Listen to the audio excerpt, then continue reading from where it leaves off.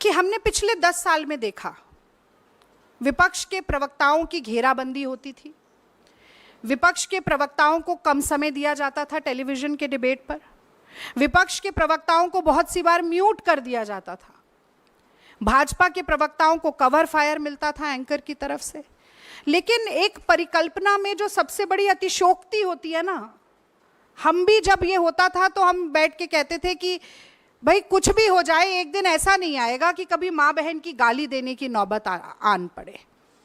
और मुझे लगता है कि उस भयावह परिकल्पना को चरितार्थ करने का काम, उसको यथार्थ में बदलने का काम जो रजत शर्मा जी ने किया है, अगर नैतिकता का एक अंश भी उनके मन में होता तो ये मुझे डेफेमेशन की धमकी देने के बजाय सार्वजनिक प्लेटफॉर्म पर, अब वो बहुत सारे एंकर्स से और भाजपा के ट्रोलर से और गाली दिलवा रहे हैं। आप जरा देखिएगा एक बार टाइमलाइन पे जाके, भद्दी से भद्दी गाली, खतरनाक से खतरनाक धमकी मुझे दी जा रही है।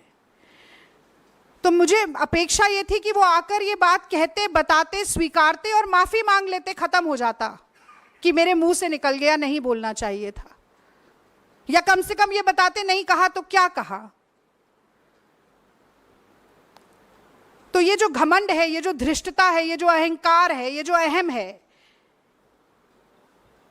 कि अगर सत्ता का हाथ मेरे सर पे है, मेरी पीठ पर है, तो मैं कुछ भी कर गुजरूंगा और मेरा कोई कुछ नहीं बिगाड़ सकता, इस घमंड को तोड़ना जरूरी है। इसलिए हम ये लड़ाई लड़ रहे हैं। और मुझे तो बड़ा आश्चर्य होता है, विद्यार्थी परिषद से संबंध रखते हैं रजत शर्मा जी, मुझे लगता है इनकी शायद ये प्रशिक्षण वहीं से शुरू हो गया था। और उसका वो एक अंग्रेजी में कहा जाता है, scratch on the surface and you will see the ugliness beneath.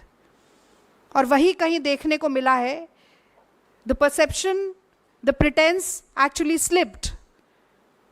और अंदर के भीतर की कितनी कड़वी सच्चाई है वो एक बार एक झलक में निकल कर आ गई। तो एनसीडब्ल्यू इस बात का संज्ञान ले, प्रधानमंत्री नरेंद्र मोदी अगर इस देश की नारी शक्ति के प्रति लेश मात्र भी श्रद्धा रखते हैं, सम्मान रखते हैं मन में, तो इस बात का संज्ञान ले। और रजत शर्मा जी साफगोई के साथ आकर जो 2 सवाल मैंने पूछे कि आपने क्यों कहा, और अगर नहीं कहा तो क्या कहा, ये धमकियां देने के बजाय ये बात आकर बताएं, क्योंकि आपकी अदालत तो बहुत लंबे समय तक करते रहे, आज जनता की अदालत में वो खड़े हैं। और मुझे लगता है कि ये सिर्फ रागिनी नायक का अपमान नहीं है, ये पत्रकारिता पर एक बड़ा लांछन है।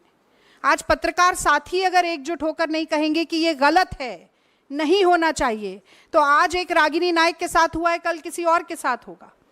किसी की भी माँ बहन बेटी के साथ अब गाली गलौज की नौबत आ जाएगी, लाइव डिबेट में, लाइव चैनल्स पर ऑन एयर गालियां बकी जाएंगी।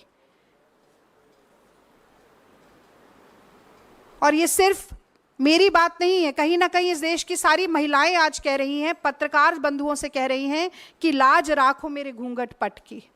और यही बात एक बहुत ही दुख भरे मन के साथ मैं आप लोगों से साझा करना चाहती थी इस प्रेस वार्ता के जरिए। यदि कोई भी सवाल आपके मन में है, आज इसी विषय पर बोलूंगी, तो ज़रूर मैं जवाब देना चाहती हूँ।